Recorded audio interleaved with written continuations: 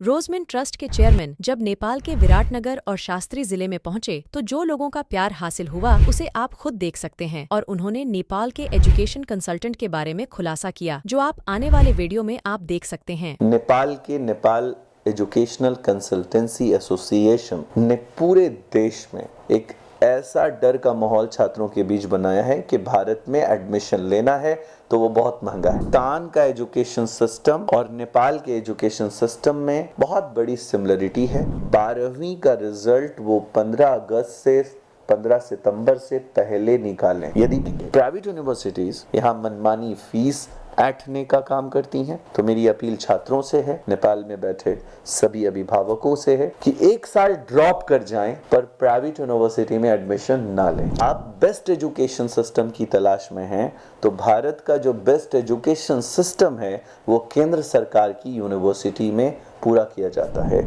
या तो राज्य सरकार द्वारा चलाई जा रही यूनिवर्सिटी में पूरा किया जाता है। हेलो एवरीवन, नमस्कार, अस्सलाम वालेकुम। ये ख़ास वीडियो नेपाल के उन सभी छात्रों के लिए बनाया जा रहा है। कई सालों से मैं बच्चों को इन्फॉर्म करता रहा हूँ कि भारत में प्राइवेट एजुकेशन सिस्टम आपके सरकार पर हावी है। नेपाल एजुकेशनल कंसल्टेंसी एसोसिएशन ने पूरे देश में एक ऐसा डर का माहौल छात्रों के बीच बनाया है कि भारत में एडमिशन लेना है तो वो बहुत महंगा है। नेपाल के छात्रों से मेरी बहुत सॉफ्ट अपील है कि वो ये जाने कि हिंदुस्तान का एजुकेशन सिस्टम और नेपाल के एजुकेशन सिस्टम में बहुत बड़ी सिमिलरिटी है। भारत के कई इंस्टीट्यूशंस कई राज्य में जो टेक्निकल और पैरामेडिकल और मैनेजमेंट कोर्सेज कराते हैं उन सभी कोर्सेज की टीयू की इक्विवेलेंसी ज़रूरी है यदि आप किसी नामांकन की प्रक्रिया में शामिल हो रहे हैं तो। रोजमिन ट्रस्ट इस बात के बारे में हमेशा आपको जागरूक करता रहा है कि देश का एजुकेशन सिस्टम आपके नेपाल का एजुकेशन सिस्टम है, उससे हम अपील करते हैं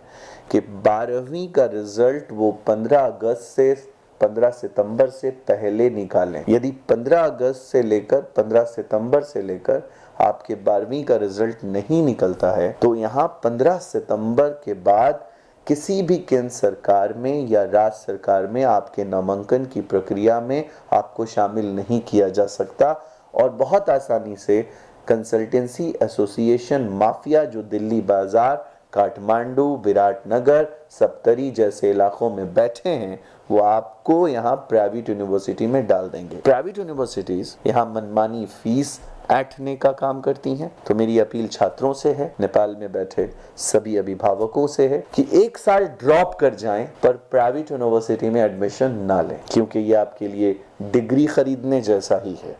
हो सकता है 1-2% यूनिवर्सिटी भारत में अच्छा कर रही हो, बट ज़्यादातर देश की प्राइवेट यूनिवर्सिटीज़ डिग्री बांटने की दुकान बनी हुई है। मैं उनमें से किसी का नाम तो नहीं ले सकता, मैं आज़ाद मुल्क का नागरिक हूँ, पर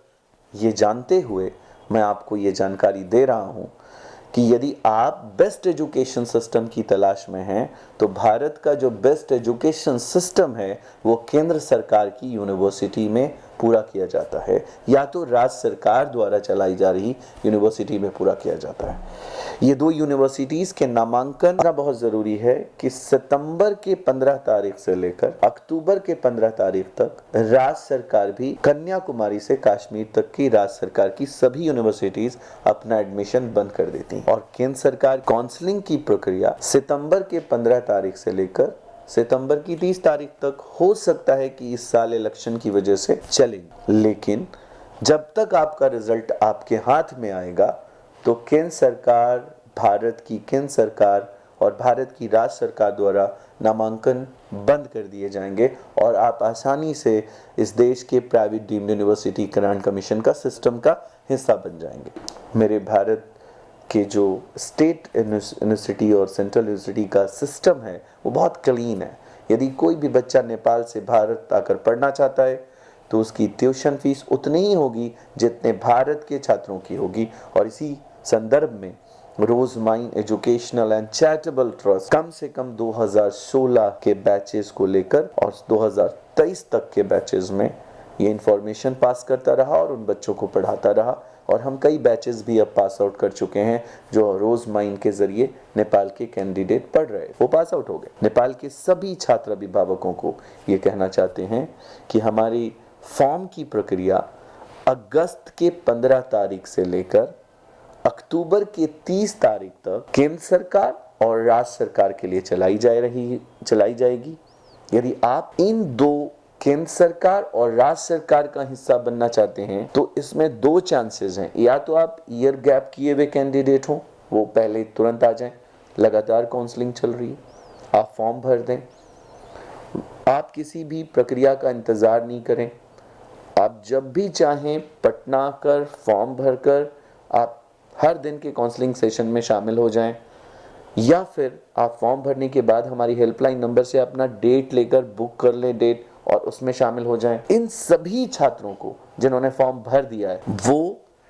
हर अल्टरनेट 2 डेज पर काउंसलिंग की डेट्स निकाली जा रही हैं। आप हेल्पलाइन नंबर से अपने काउंसलिंग के डेट की बुकिंग कर लें ताकि आप अपने अभिभावक के साथ आकर यहाँ नामांकन की प्रक्रिया में शामिल हो सकें। याद रहे, रोजमाइन किसी भी बच्चों को किसी प्रकार के डोनेशंस, किसी प्रकार के सर्विस चार्ज नहीं लेता, ना ही कॉलेज की कोई फीस का भार बच्चों पर होता है। चाहे वो बच्चा इंडिया का हो, चाहे वो बच्चा नेपाल का हो, हर बच्चे को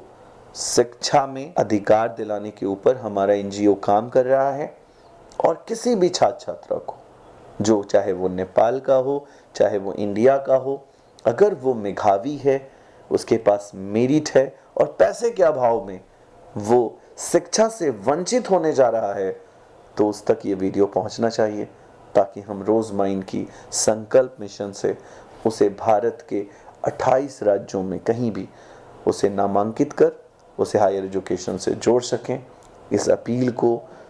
नेपाल के हर छात्रों तक पहुंचाइए ताकि वो एजुकेशन माफिया से अपना करियर बचा सकें। याद रहे दोस्तों, एडमिशन की प्रक्रिया में शामिल होने के लिए नेपाल के किसी भी कानून में कोई भी कानून ऐसा नहीं है कि आपको किसी कंसल्टेंसी के माध्यम से ही भारत आना है। कोई भी बच्चा बस पकड़कर, ट्रेन पकड़कर, फ्लाइट पकड़कर भारत आकर अपने नामांकन की प्रक्रिया को पूरा कर सकता है और उसमें किसी की ज़रूरत